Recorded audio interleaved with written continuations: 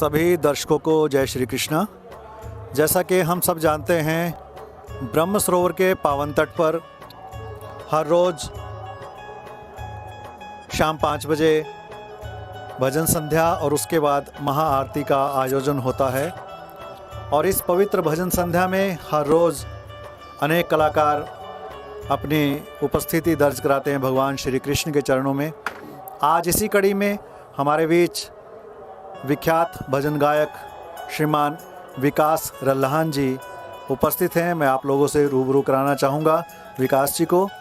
और बहुत ही सुंदर प्रस्तुतियाँ आज इन्होंने यहाँ दी, भजनों की, भक्ति रस की गंगा इन्होंने बहाई। विकास जी, आपका हार्दिक अभिनंदन और स्वागत है। तो मैं सबसे पहले आज आपको यहाँ भजन प्रस्तुति देकर, भजन गाकर कैसा लगा वो मैं जानना चाहूँगा आपसे। सर, ये एक ऐसा मंच है गीता जयंती महोत्सव का जो काफ़ी स्थल पर ये भजन संध्या के लिए जो स्पेशल मंच बनाया गया है। ये एक ऐसा मंच है, यहाँ पर हर बार सौभाग्य मिलता है मुझे भजन प्रस्तुत करने का, और हर बार ही मुझे कुछ ना कुछ नया सीखने को मिलता है। और उसके साथ साथ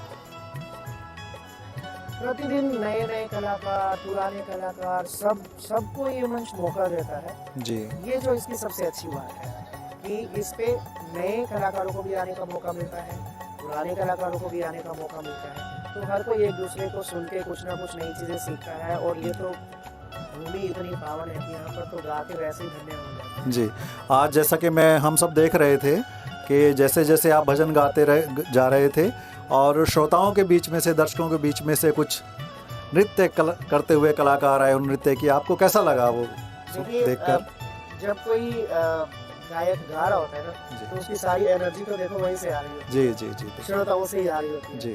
अब वो कैसा महसूस कर रहे हैं और उनके भाव कैसे, किस वे में सामने आते हैं, जी। तो उसी तरह से वो भी उठकर जब नृत्य करने आए, तो मैंने जैसा बोला भी था कि अब मेरा प्लान ही बदल गया, अब मैं कुछ और गाऊंगा। तो सब हमारा है तो सारा दर्शकों की वजह जी, से, जी, जी। हमारे श्रोताओं की वजह से ही हम अच्छा गा पाते हैं, क्योंकि वो अच्छा सुन पाते हैं। और विकास जी, मैं अपने दर्शकों के लिए ये जानना चाहता हूँ कि संगीत आपके जीवन में कैसे आया, कैसे प्रवेश किया और कहाँ से आपने सीखा, संगीत की शिक्षा दीक्षा कैसे हुई है, ज़रा दर्शकों के लिए बताइए। सर, ये बड़ी लंबी स्टोरी है, लेकिन मैं फिर भी आपको बताता हूँ। बचपन से ही मेरे घर में माहौल था संगीत का, क्योंकि मेरे पिताजी पहले ज़माने में जो माता की चौकी हुआ करती थी, उसमें वो गाया करते थे और ढोलक भी बजाया करते थे। तो उन्हीं से ही मुझे ये आशीर्वाद स्वरूप आगे मिला और मैं बहुत ही छोटी उम्र से भजन कीर्तन में लग गया था, सत्संग में जाता था, फिर जागरण में जाने लगा। फिर लेटर ऑन मैं स्टडी में भी आ गया इसमें। फिर मुझे पता लगा कि संगीत की शिक्षा जो है वो करने के लिए बहुत सारी चीज़ें छोड़नी भी पड़ती हैं, बहुत सारी चीज़ों को अपनाना भी पड़ता है। तो फिर मैं जब शास्त्रीय संगीत की शिक्षा के लिए मैं यहाँ कुरुक्षेत्र यूनिवर्सिटी में आया, तो यहाँ आकर मुझे बड़े अच्छे अच्छे गुरुजनों का आशीर्वाद मिला। और जब मैं पहुँचा, हमारे परम गुरु जी जो सुरेश गोपाल श्री खंडे जी, जिन्हें हम श्री खंडे सर बोलते हैं, तो उनका आशीर्वाद हमारे ऊपर हमेशा बना रहे।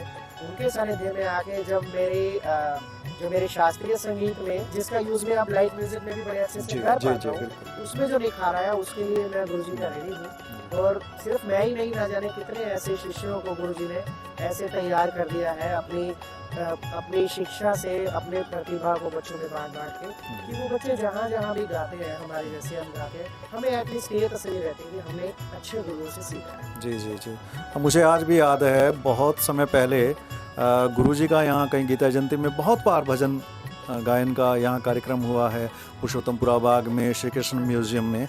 और ये कार्यक्रम देखिए बढ़ता बढ़ता कितना भव्य और महा उत्सव हो गया है।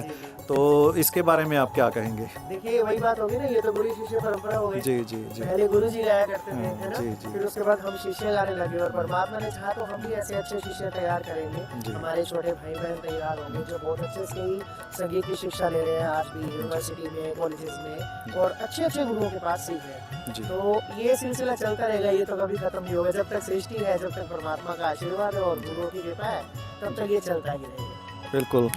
तो ये थे, मैं रूबरू करा रहा था आपको आज के भजन गायक श्री विकास रल्लाहन जी से। आज इन्होंने बहुत अच्छी प्रस्तुतियाँ दी, भजन संध्या का यहाँ आयोजन हुआ और सभी दर्शकों से मैं आग्रह भी करता हूं कि हर रोज़ अनेक कलाकार यहां उपस्थित होते हैं। शाम 5 बजे, जैसे कि मैंने पहले भी बताया, शाम 5 बजे यहां भजन संध्या आरंभ होती है। तकरीबन 1 घंटा यहां भजन गायन का कार्यक्रम चलता है और उसके पश्चात भजन गायन के पश्चात हनुमान चालीसा का गायन यहाँ कलाकारों द्वारा बड़े ओजस्वी स्वरों में किया जाता है। और उसके पश्चात जैसा कि हम देखते हैं, पिछले कई वर्षों से हम लोग देखते आ रहे हैं कि उसके बाद महाआरती का आयोजन होता है और बहुत बड़ी संख्या में यहाँ लोग श्रद्धालु उपस्थित होते हैं, उस महाआरती में भाग लेते हैं। तो जो भी लोग हमारा ये वीडियो देख रहे हैं, उनसे भी मैं निवेदन करता हूँ कि पहले भजन संध्या में और महाआरती में सम्मिलित हों और पुण्य के भागी बने और भगवान श्री कृष्ण के जीवन से और प्रेरणा लें और उनको अपने श्रद्धा सुमन, भक्ति सुमन अर्पित करें। और मैं इसी निवेदन के साथ जय जय श्री कृष्ण। जय जय श्री कृष्ण।